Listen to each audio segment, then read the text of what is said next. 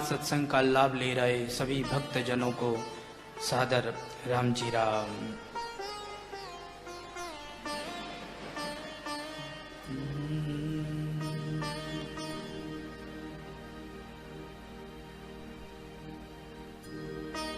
न चेन्द्रस्य सुखम न सुखम चक्रवर्तिनः सुखमस्ति विरक्तस्य मुनेः एकांत जीविनः। संत महापुरुषों से किसी ने पूछा कि महाराज सुख किसके पास है, तो उन्होंने उत्तर में बताया न चेन्द्रस्य सुखम न सुखम चक्रवर्तिनः। इस संसार के अंदर, इस त्रिभुवन के अंदर न तो इंद्र को सुख है और न ही चक्रवर्ती महाराजा को सुख है। हम लोग ये गलत धारणा रखते हैं, हमसे ज्यादा पैसे वाला, तो उसे देख करके हमारी ये धारणा बनती है, हम मन में सोचते हैं ये ज्यादा सुखी है, जबकि वास्तविकता ये नहीं है। गरीब कहे धनवान सुखी, धनवान कहे राजा को सुख भारी, राजा कहे महाराजा को सुख भारी, महाराजा कहे इंद्र को सुख भारी, इंद्र कहे ब्रह्मा को सुख भारी, ब्रह्मा कहे विष्णु को सुख भारी। लेकिन तुलसीदास विचार कर कहे हरि भजन बिन सब जीव दुखारी। गरीब सोचता है धनवान सुखी होगा, धनवान सोचता है राजा सुखी होगा, राजा सोचता है महाराजा सुखी होगा, महाराजा सोचता है इंद्र को सुख होगा, इंद्र सोचता है ब्रह्मा को सुख होगा, ब्रह्मा सोचते हैं विष्णु को सुख होगा। लेकिन गोस्वामी श्री तुलसीदास जी महाराज कहते हैं कि बिना भगवान के भजन के इस संसार में संपूर्ण जीव दुखियारी है। तो न चेन्द्रस्य सुखम न सुखम चक्रवर्तिनः सुखमस्ति विरक्तस्य मुनेः एकांत जीविनः। न इंद्र को सुख है और न चक्रवर्ती महाराज को सुख है, तो सुखी कौन है? कहा सुखमस्ति विरक्तस्य। सुखी वो है जो विरक्त हो गया है, जिसके पास में कोई संग्रह नहीं और जिसके मन में किसी के प्रति मोह नहीं, आसक्ति नहीं, वही इस संसार के अंदर सुखी है। विरक्त का मतलब क्या होता है?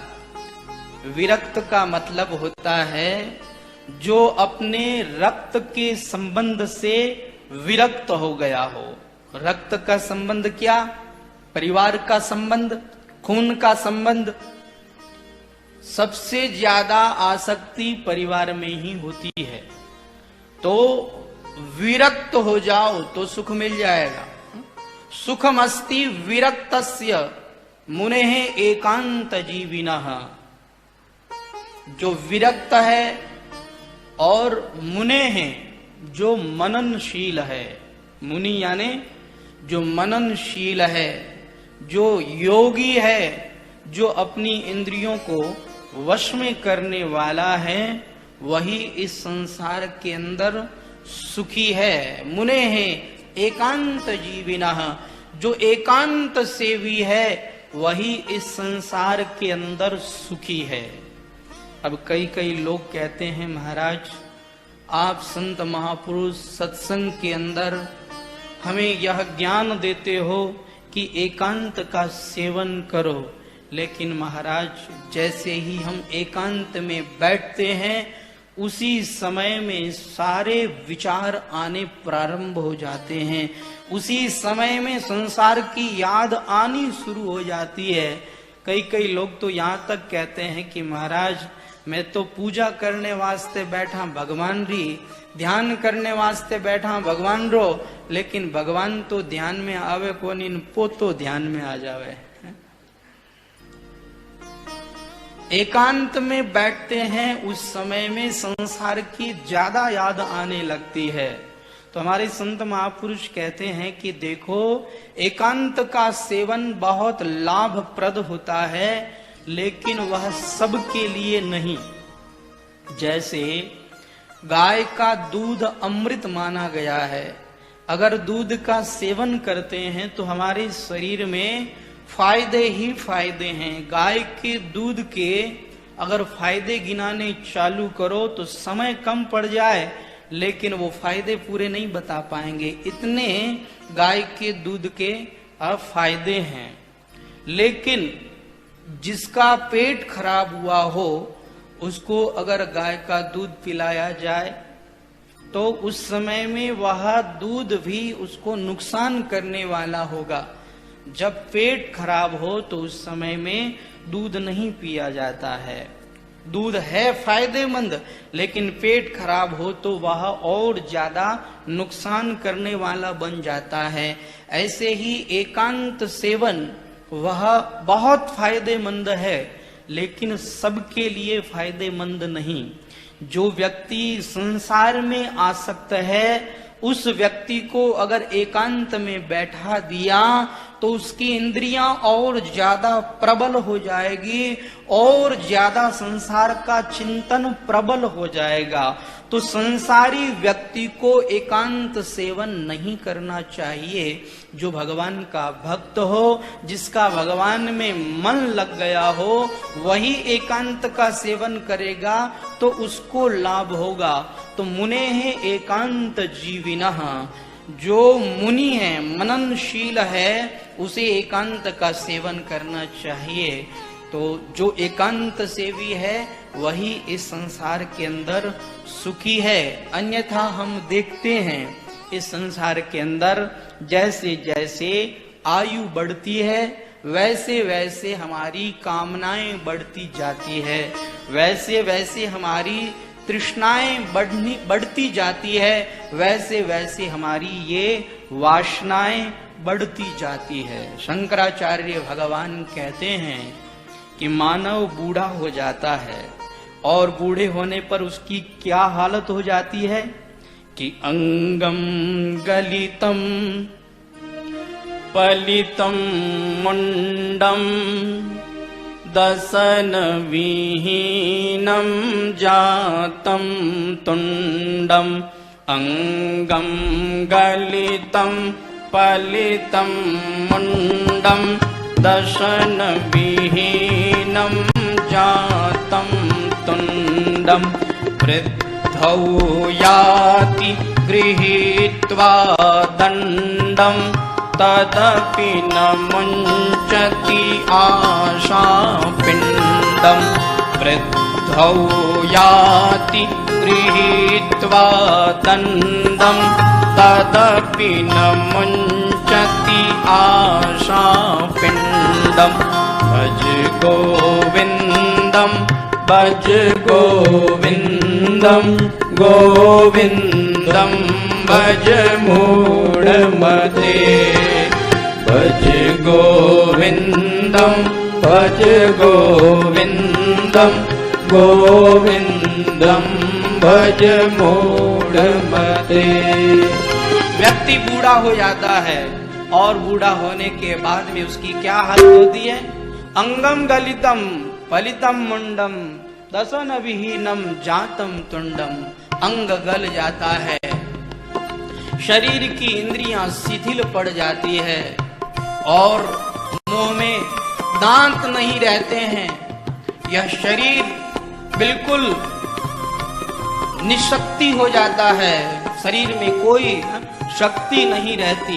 अंगम गलितम पलितम मुंडम, शरीर के दांत जब गिर जाते हैं तो उस समय में मन में आता है कि अब तो बस कोई ऐसा भोजन मिल जाए जिसको खाएं तो चबाना नहीं पड़े, सीधे मुंह में लिया और सीधे अंदर। अब घर में जाकर के अपनी पुत्र वधू से कहता है, बहू आज तो मेरे को हलवा खाने की मन में आ रही है, तुम मेरे लिए हलवा बना दो। अब देखो अगर कोई संस्कारी घर की बहू हुई तो वह तो हलवा बना करके दे देगी, लेकिन आजकल तो कलयुग का समय ठहरा, अगर ऐसे ससुर ने हलवा मांग लिया तो गालियों की बौछार शुरू हो जाएगी। अच्छा बेटा बेटा माँ क्या मारो थाने हलवो भावे, कमान तो लाओ कोनी ऊपर थाने हलवो भावे, एड़ी एड़ी गालियां काटे कि बे अगर गालियां सुन लेवे नहीं तो गालियां सुनने सुई हार्ट अटैक आ जावे, लेकिन भगवान कृपा करे दांत छीन लेवे, दांत रे साथे साथे सुनने की शक्ति भी छीन लेवे, सुनाई देवे कोनी। और वह एडो एडा इशारा करे कि इशारा भी देख लेवे तब भी हार्ट अटैक आ जावे, लेकिन आंखें सु दिखनो भी बंद हो जावे। तो अंगम गलितम पलितम मुंडम, अंग गल जाता है और शरीर शिथिल हो जाता है, दांत गिर जाते हैं, और उस समय में अपने हाथ में डंडा लेकर के चलता है, जाना तो चाहता है राम द्वारे की ओर, लेकिन चला जाता है कहीं और।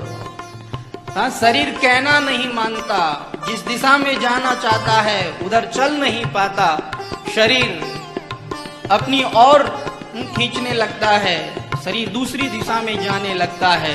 वृद्धौ याति गृहीत्वा दंडम, लेकिन तदपि न मुंचति आशा पिंडम, फिर भी उसकी आशा, फिर भी उसकी तृष्णा मिटती नहीं है, फिर भी उसकी कामना मिटती नहीं है।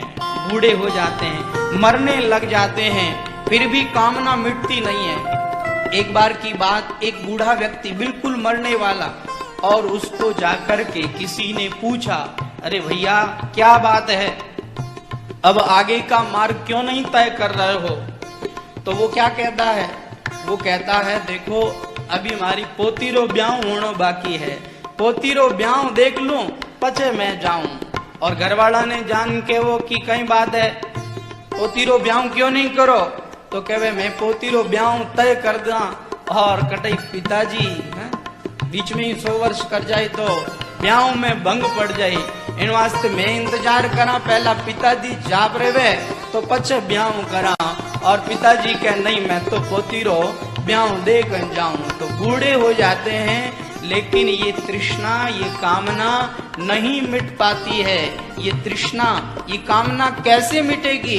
तो शंकराचार्य भगवान ने कहा, भज गोविंदम भज गोविंदम गोविंदम भज मूढ़मते, भज गोविंदम भज गोविंदम गोविंदम भज मूढ़मते, भज गोविंदम भज गोविंदम गोविंदम भज मूढ़मते।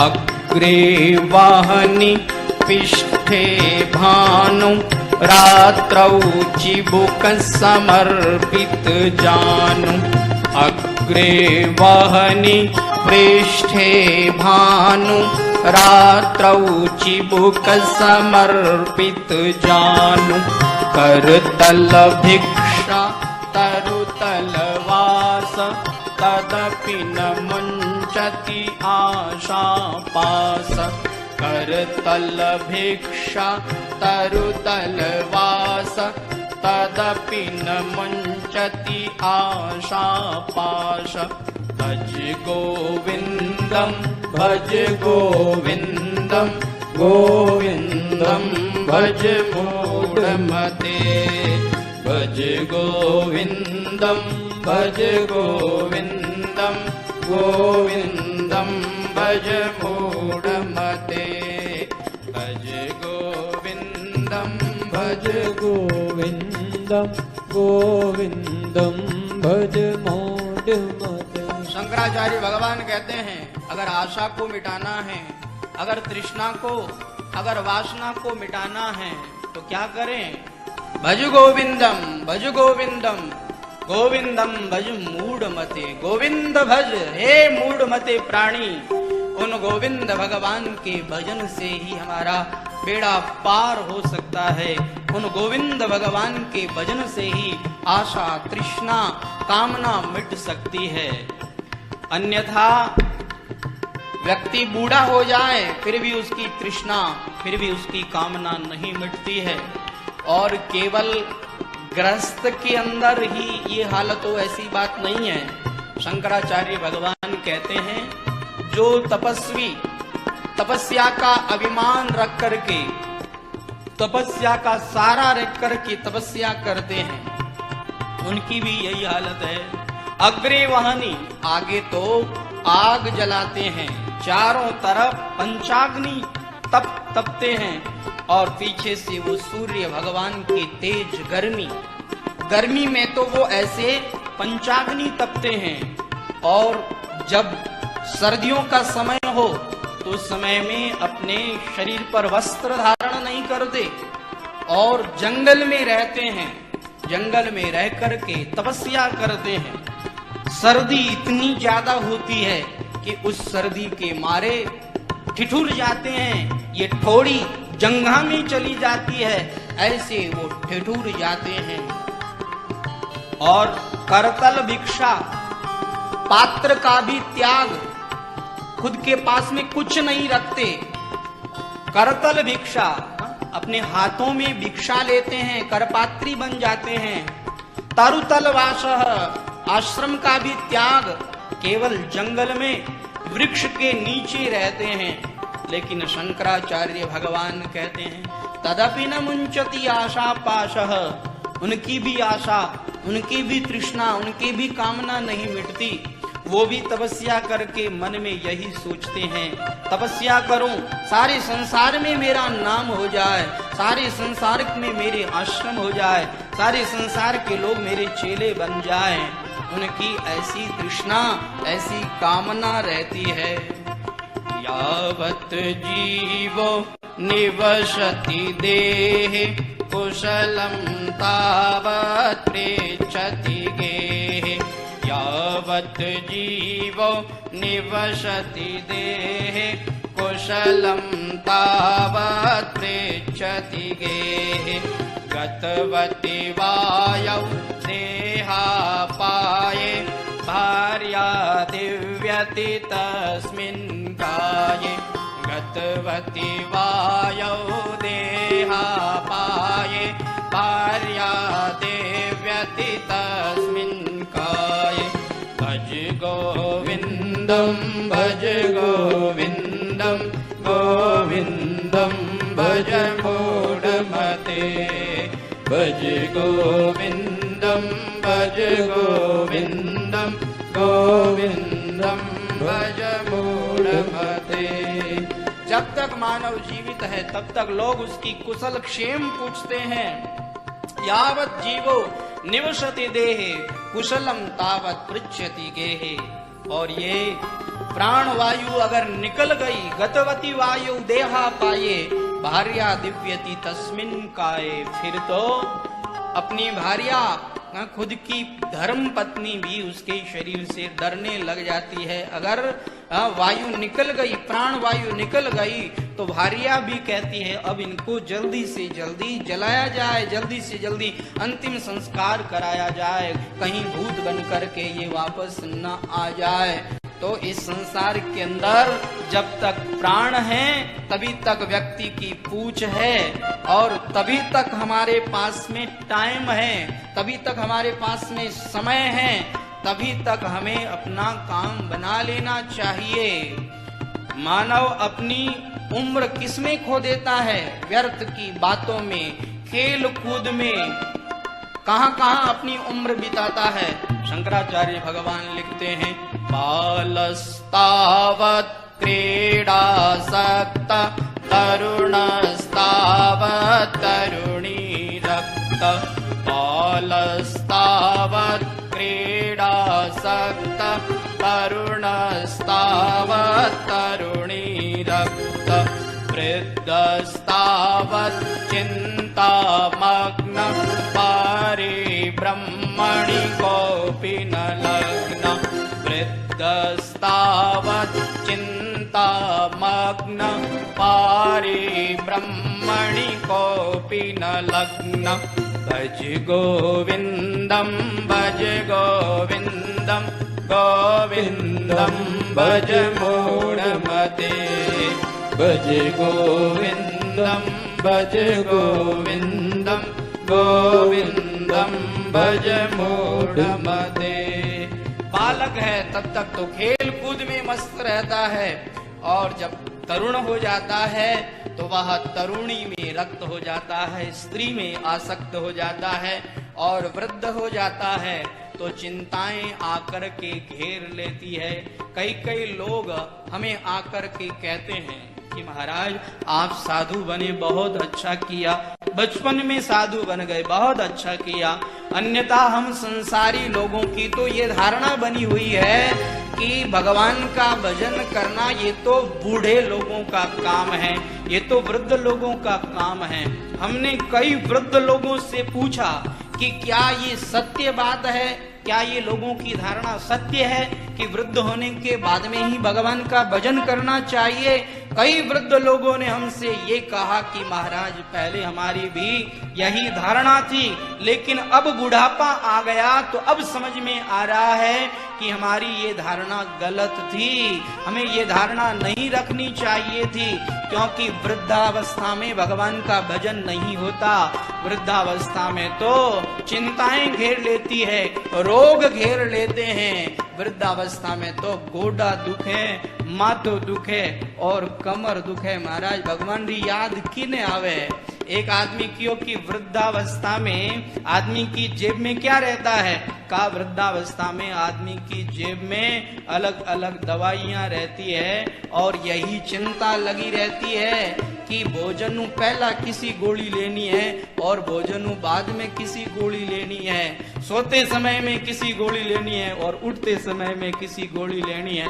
भगवान भी याद नहीं आवे, बस आई चिंता रहे कि कटई दवाई लेने में भूल नहीं हो जावे। अगर दवाई लेने में भूल होगी तो रोग बढ़ जाई और मैं मर जाऊं। इन वास्ते चिंता में लगे रहते हैं। वृद्धस्तावत् चिंता मग्न पारे ब्रह्मणि कोऽपि न लग्न।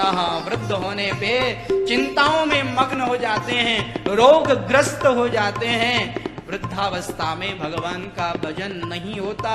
इसीलिए हमारे शास्त्रों में कहा है बाल्यावस्था से ही धर्म का आचरण करना आरंभ कर देना चाहिए। धर्म का आचरण करने का सही समय, भगवान को याद करने का सही समय तो बाल्यावस्था ही है, क्योंकि बाल्यावस्था में जो आप करोगे वह जिंदगी भर आपके साथ रहेगा। जैसे बाल्यावस्था में जिसने विद्या अध्ययन कर लिया वह जिंदगी भर विद्या को नहीं भूलता। बाल्यावस्था में जो चीज सीख ली वह जिंदगी भर नहीं भूलता है। अगर बाल्यावस्था में धर्म का आचरण किया, बाल्यावस्था में प्रभु का भजन किया तो जिंदगी भर भगवान याद रहेंगे, जिंदगी भर प्रभु के भजन में मन लगा रहेगा।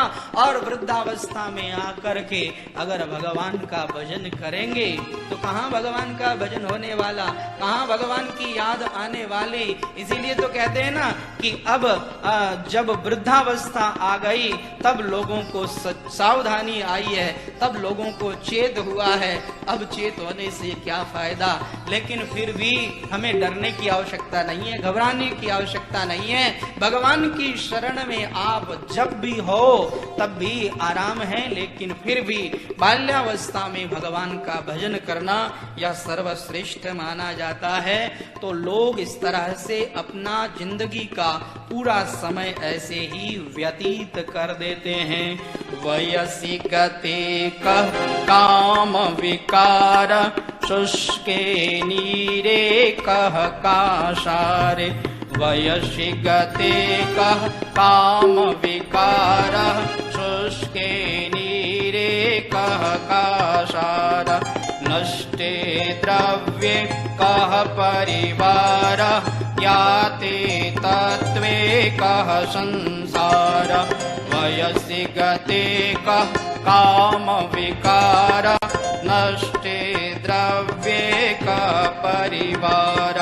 भज गोविंदम भज गोविंदम गोविंदम भज मूढ़मते।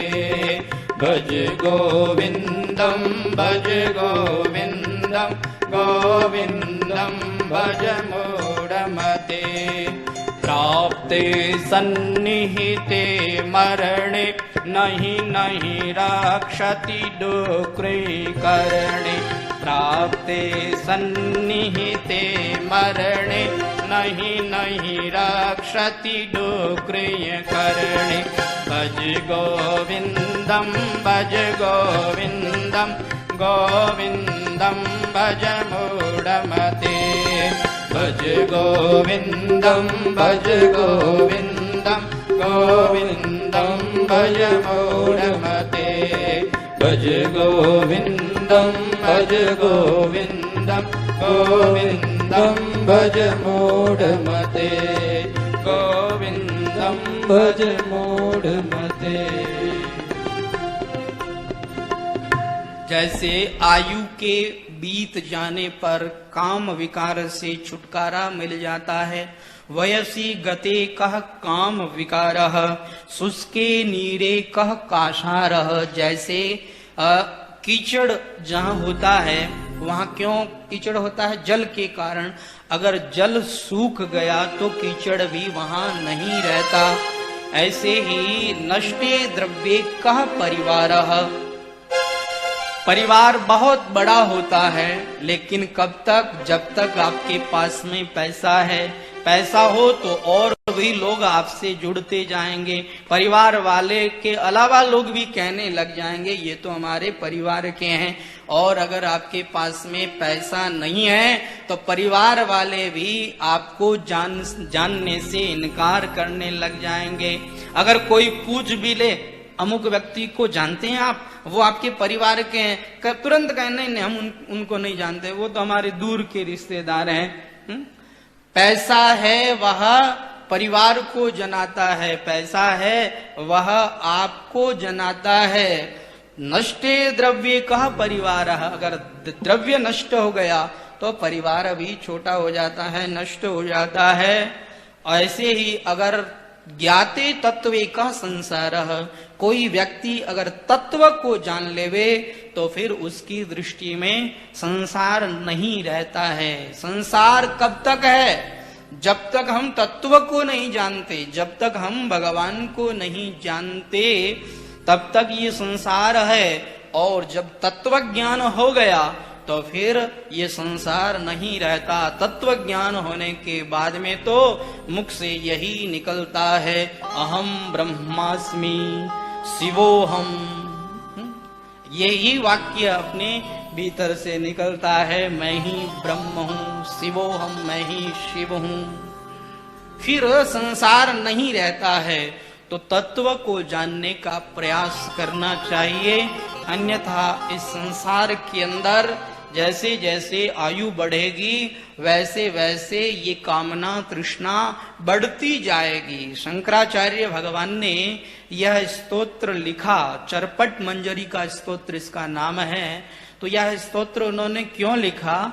उन्होंने क्या देखा कि एक बूढ़ा व्यक्ति, बिल्कुल बूढ़ा व्यक्ति, वह जंगल में बैठा है और जंगल में बैठ करके व्याकरण को रट रहा है। डुक्रिय करने वह इस तरह से रट रहा है। संस्कृत का व्याकरण का यह सूत्र है डुक्रिय करने।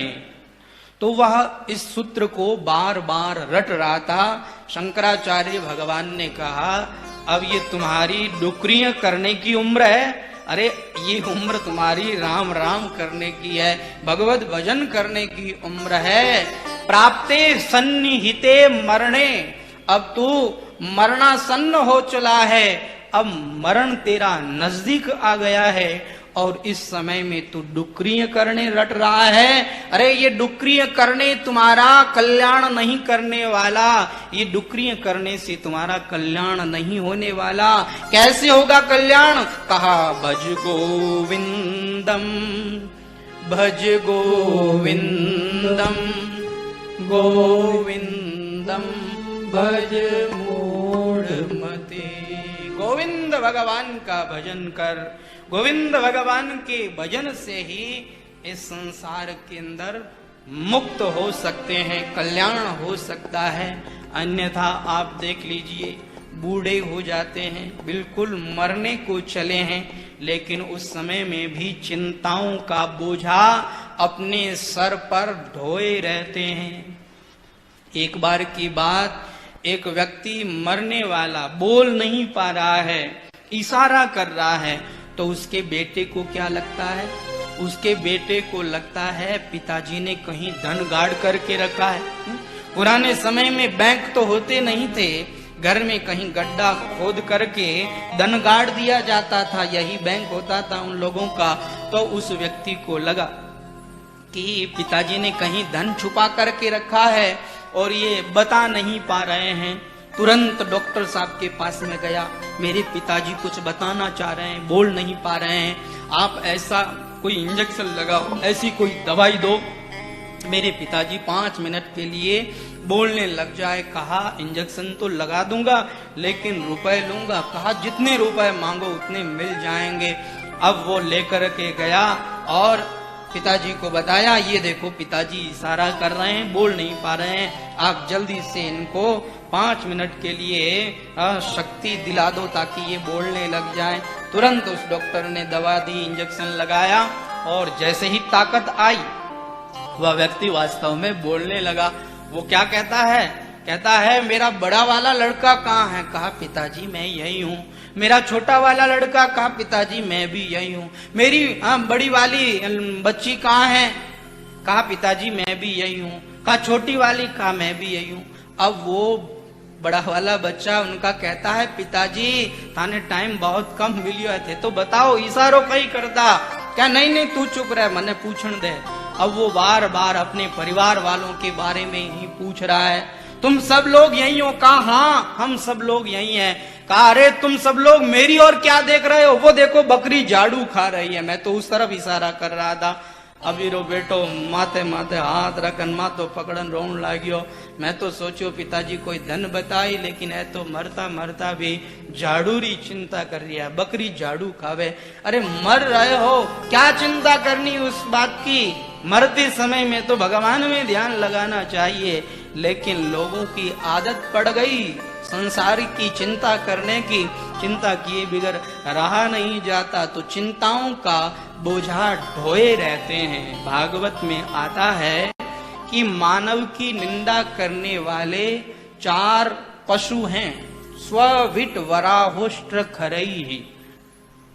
कुत्ता मानव की निंदा करता है और सुअर मानव की निंदा करता है, ऊंट मानव की निंदा करता है और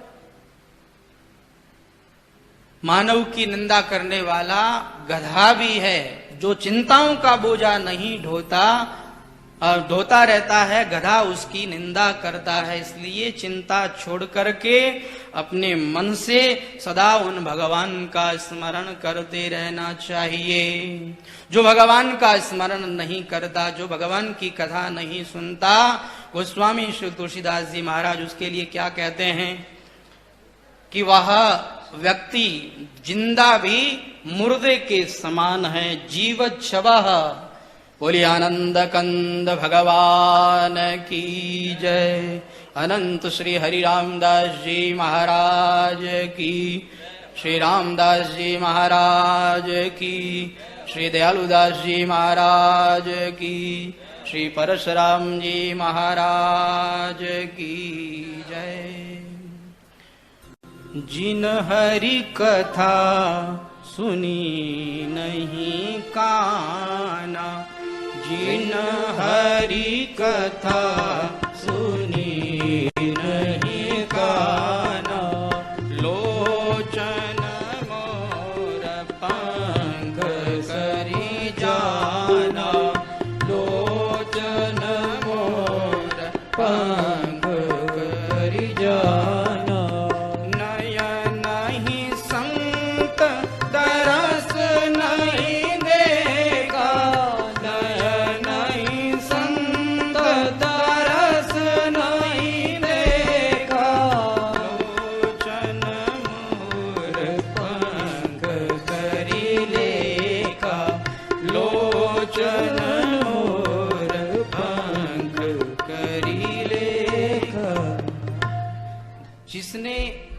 भगवान की कथा नहीं सुनी, उसके कान क्या है? उसके कान सर्प के बिल के समान हैं। और जिसने संतों के दर्शन नहीं किए उसके नेत्र कैसे हैं? कहा उसके नेत्र मोर पंख के समान व्यर्थ हैं, कुछ काम के नहीं हैं। तो भगवान की कथा अगर हम सुनते हैं तो हमारे ये कान सफल है। भगवान ने ये कान हमें किस लिए दिए? संत महापुरुष एक कान से तृप्त नहीं होते। आप भागवत में सुनते हैं कि भागवत में राजा पृथु ने भगवान से प्रार्थना करी और कहा कि मुझे 10,000 कान दे दो। क्यों? एक कान से कथा सुनते सुनते तृप्ति नहीं हो रही है, तो आप हमें 10,000 कान दे दो। तो भक्त की तो यही भावना रहती है, इन कानों के द्वारा हम कथा को सुने और अपने जीवन को सफल बनाएं। लेकिन हम संसारी लोग संसार की बातों को सुनना पसंद करते हैं। तो हमारे संत महापुरुष कहते हैं कि जिसने अपने कानों से भगवान की कथा नहीं सुनी उसके कान सर्प के बिल के समान व्यर्थ है, कुछ काम के नहीं है। एक बात हमारे संत महापुरुष कहते हैं कि ये कान भगवान ने बाहर क्यों निकाले? सुनने की शक्ति तो भीतर है, फिर भगवान ने ये ऐसे बाहर क्यों निकाले? तो कहा देखो इन कानों को भगवान ने प्याले की आकृति दी है। कथा रूपी अमृत को इन कान रूपी प्यालों में भर भर के पीते रहो, इसलिए भगवान ने ये कान बाहर की ओर निकाल दिए हैं ताकि इस अमृत को भर भर के हम पीते रहें। और जो इस अमृत को नहीं पीता उसके कान व्यर्थ हैं, कुछ काम के नहीं। हाँ, चश्मा लगाने के काम जरूर आ सकते हैं, चश्मा का स्टैंड जरूर बन सकता है, और कुछ काम के नहीं है। तो भगवान ने हमारे पर हाँ दूसरा एक और काम हो गया है, हम मास्क लगाने के काम आ सकते हैं। अब 2 काम हो गए, पहले तो केवल चश्मा लगाने के काम ही आता था, अब मास्क लगाने के काम में भी आने लग गए हैं। तो बोलो भक्त वत्सल भगवान की जय।